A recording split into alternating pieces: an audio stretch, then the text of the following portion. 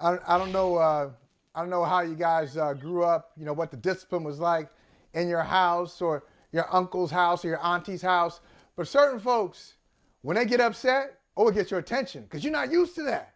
They're usually like so mild mannered, and then they come at you.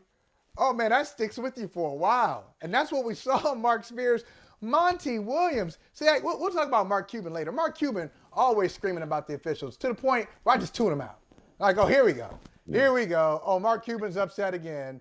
And so it just doesn't really resonate with me.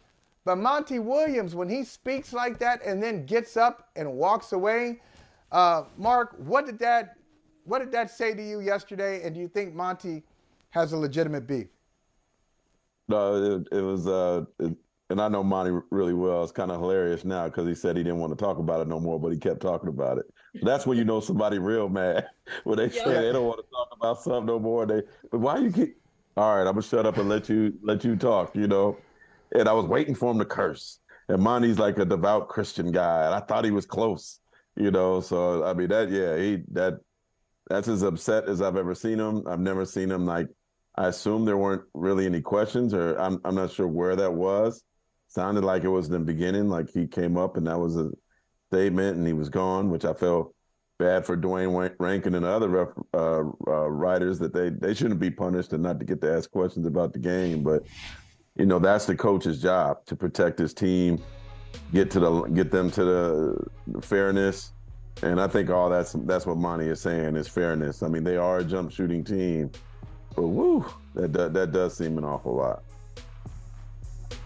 I have to ask too. I mean, since we're on the whole ref situation, right? I mean, clearly this has been a thing all season long in terms of people feeling some type of way about the referees. And then obviously we saw what happened last night in the Warriors game in Dallas. So now we're not having the coach anymore talk. Now we have the owner going on Twitter and having a rant about, what happened. And although I think we can all agree that there was some confusion there, I don't think that that's the argument. But my issue with Cuban is that he's going by what the announcer said and not what the ref said, which that part I don't think I clearly understand why you took the announcer's word over what the ref clearly should on the court.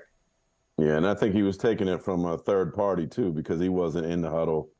He didn't hear what it was conveyed. Obviously, the Warriors heard it.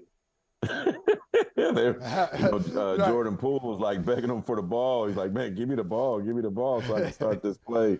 And then again, it's also one of those things too where, if they lost by 20, would he have cared, right? If they lost by 12, and that's one of those things where you tell your team, like, see, when you have those close losses, all you're gonna do is kick yourself, right? For stuff like that, but.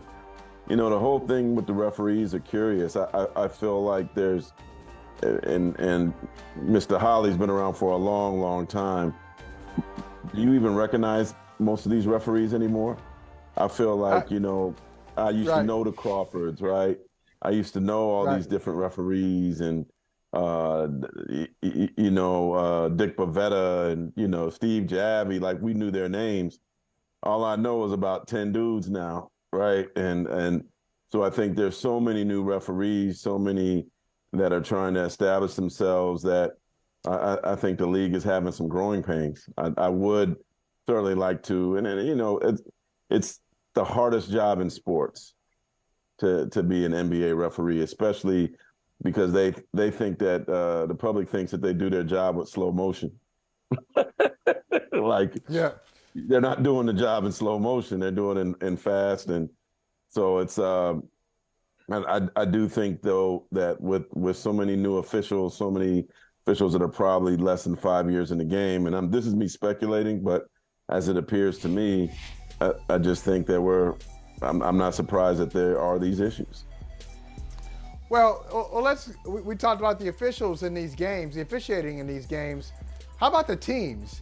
In both of these games, some really competitive races with competitive games with playoff implications. So you had Lakers-Suns, and the Suns have owned the Lakers recently, and now the Lakers getting back in the mix with Austin Reeves. What? And then, the Warriors got a road win, and the Warriors are Two. dominant at home and terrible on the road, Yeah. but they get one Yeah. in Dallas. So let's talk about these teams that really, the victors. Let's just focus on the victors and what it meant, what these two games meant for them. Well, as far as the Warriors are concerned, like they're scratching to try to keep that 6th spot or maybe move up to the 5th. They do not want to get in the play-in. Obviously, we have no idea when Andrew Wiggins is going to be back. That's a huge, huge loss for them. But they're just trying to hold on to that 6th seed. And there's this quiet thing going on, Michael Holley, that I don't know if you know, but if the Warriors get the 6th seed and Sacramento gets the 3rd seed, you're going to have the I-80. I know you've been hot on that I-80 series, right? Right. Get the Kings. And break their drought. How long is that drought for the Kings, by the way? It's a long one. 17 years. So they have a magic number of 4. Is that right? Is it 17? 17 years. It was 2006. Their magic number is down to 3. Depending on what happens on the lower end tonight, like it is possible that they could. So what we're talking about in terms of the magic number is top 6. And it's not about making the playoffs. It's top 6, which is basically making the playoffs without the play-in. So if things work in their favor tonight, they get it cut down to 2. They got the Suns tomorrow night, man. I'm debating on whether to go on the Warriors-Sixers game or that Kings game, man. Because I'll tell you what, if the Kings make it, or when they do make it, and they have a chance to do it in Sacramento, it's going to be a really, really emotional place. And to me, this is a story that's not really being talked about much nationally. Look how many wins they had. No, I mean, I guessed that in the beginning of the season, but who would have guessed that? And so for these long-suffering fans, a franchise that was supposed to move to Seattle has missed on so many draft picks, so many embarrassing moments. For them to make it to the playoffs, man, I think it's you will see tears if they are able to do it Friday or Saturday in the stands and perhaps even in the locker room for some executives. That would be dope. That would be great for the city. Like you said, I didn't know it was 17 years. That's a really, really long time. When you look, though, after the Kings, right? Because the top 3, okay, fine. But it gets really murky after that. From 4 down. Anybody's guess. That's what I was getting ready to say. Like, it's also so many variables, too, right? Yeah. The PG injury. You got Kevin Durant. We don't know when he, as far as that's concerned. LeBron, and then you also mentioned Wiggins. I mean, if you had to guess, I know that the season isn't ending for a couple of weeks, but if you had to guess with currently how everything is and the same guys are out, how do you think this works? And let's just talk about the plug and play. I'm not even necessarily talking about the standings. Who makes it and who doesn't, basically. I wish they could pull the standings up. So, but I mean, only heaven knows, right? Like, please put that back up.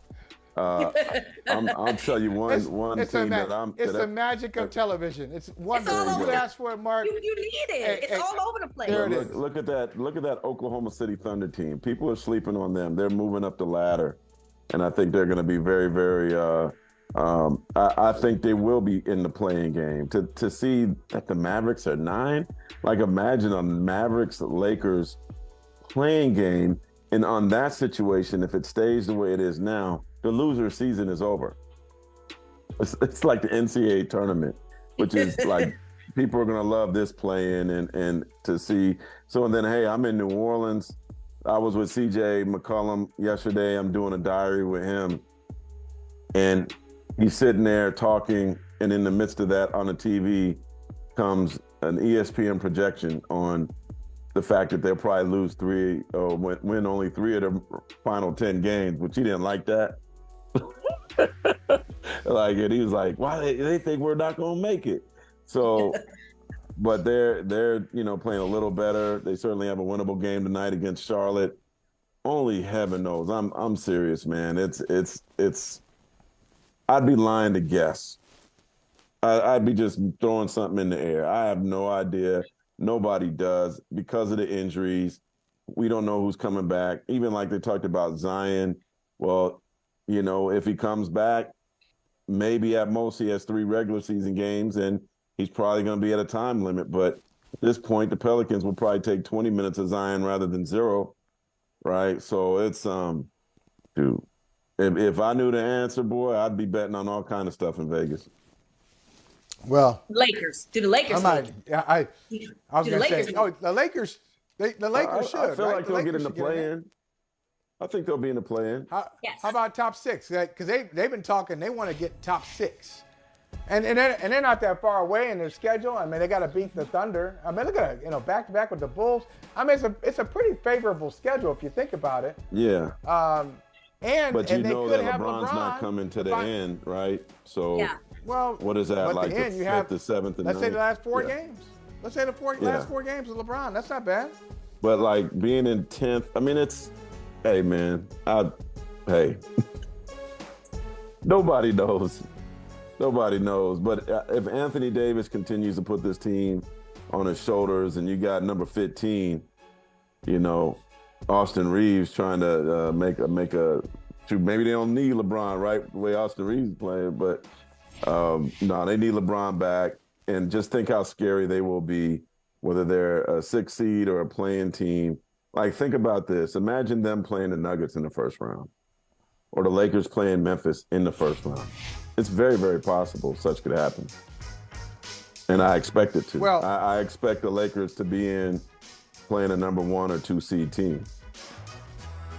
Well, listen, we got to talk before we get you out of here. You mentioned the city's name, Memphis. We got to talk about Memphis. We got to talk about Ja Morant coming back last night, coming off the bench. Of course, he had another, signature Ja Morant play. And we've talked about this. We just did it here, looking at the low end of the Western Conference standings. Hey, what about Dallas and the Lakers? Or what if this happens? What about Sacramento? Well, the number 2 seed in the Western Conference, the Memphis Grizzlies, just got Ja Morant back. Yeah. And they're still not out of the number 1 conversation. How do you see them as a whole, Memphis, and Ja Morant now that he has returned from his suspension? Yeah. Well, I mean, the good thing for him is he's back. He's answered the questions. I hope he's back mentally, and if you want to really look at it, he got a nice rest physically. So it could give him a jolt going into the regular season. Obviously you don't want these circumstances, but to get the rest he did at the end of the regular season could certainly vault him. And they need him to be spectacular. Brandon Clark will not be back. They certainly have some injury issues. And, I know people are rooting for Ja. He is a great player, and they want him to be great on and off the court. So I'm rooting for him too, and his family and all that. I think he's going to be one of the special stories. But you root for different playoff series. I actually want to see, obviously people love Grizzlies Warriors, but Grizzlies Lakers would be pretty cool. Yeah. Lakers would be pretty cool. I want Grizzlies Warriors. I want more. But do you want Grizzlies Warriors or do you want Green. Warriors Kings? You got to pick one. Okay, Grizzlies Warriors. Yeah, you prefer that? Okay. See, because Mark, you're a West Coast guy, so you want Warriors Kings out of convenience. You can go back and forth. You can see what you want. Yeah, there's that part. Sleep in my bed the whole time. Okay, there's that. There it is. There it is. I ain't gonna lie. But the anger, the drama between Grizzlies, but it's like Grizzlies and Warriors. They could still play each other in the second round.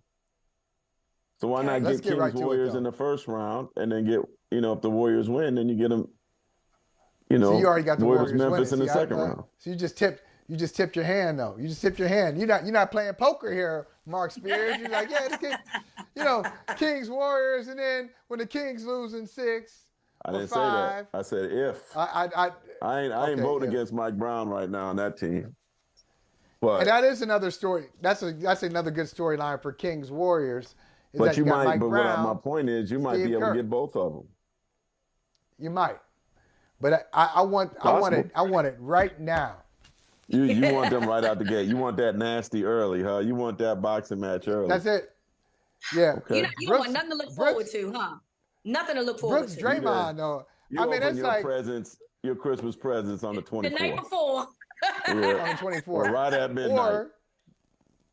Or maybe, hey, somebody might have torn a package under the tree on the 23rd. And you might be, you might just look in there and see what. I know. But this is a great thing. Last thing I'll say is, with Warriors Grizzlies, you get the action on the court and you get a fantastic podcast. Because Draymond's bringing all that. Now, the Draymond podcast is back. It's going to be hot anyways. Because you remember, Draymond also said that, like, the Kings were trash. Forgot about that.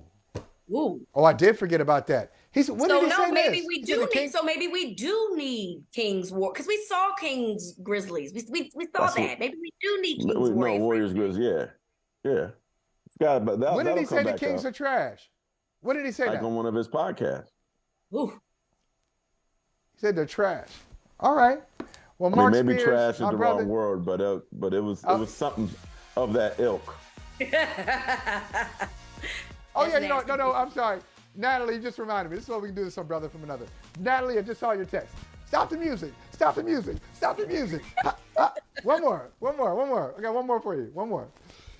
MVP. You got to call it right now. MVP. And I know your history with it. We talked about this.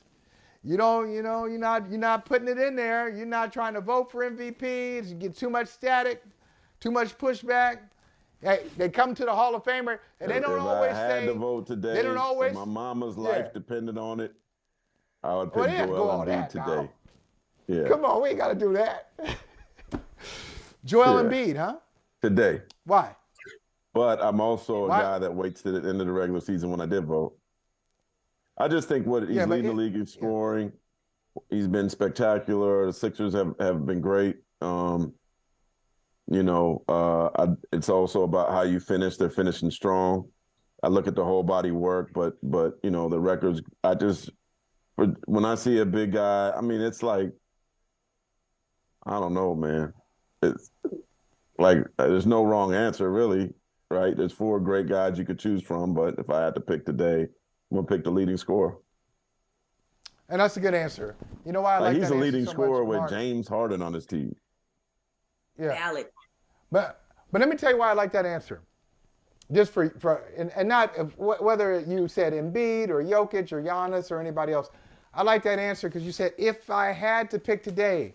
And the beauty is you don't have to pick today. I won't hold it against you. If you change your mind after seeing 8, 9, 10 more games from somebody who maybe passes Joel Embiid. But I mean, who knows? It's kind of hilarious to me that, and maybe I'm messing with the gumbo formula of all these talk shows, but to me, now is the time you start talking to MVP. We shouldn't have been talking about it until now. Like, now it's real. And see, I'm messing with the formula. I'm telling you. Yeah. Okay. Well, I'm going to tell you that. I just think that all voters, the ones that do vote, you owe it to everybody involved to wait to the day after the regular season's over and truly look at everything and make a decision, because there is money depending on this, bonuses, legacy. Yeah. Yeah. Well, let me say this. And Mark, I've said this publicly before. I love you. I've known you for a long time, respect you. But based on your answer there's a reason you're in the Hall of Fame and we're not. It's like, we can't start talking about it till now. Man, we got shows to do. We got content to fill. We gonna wait until March. If I have my own show, maybe I feel different. I'm a guest.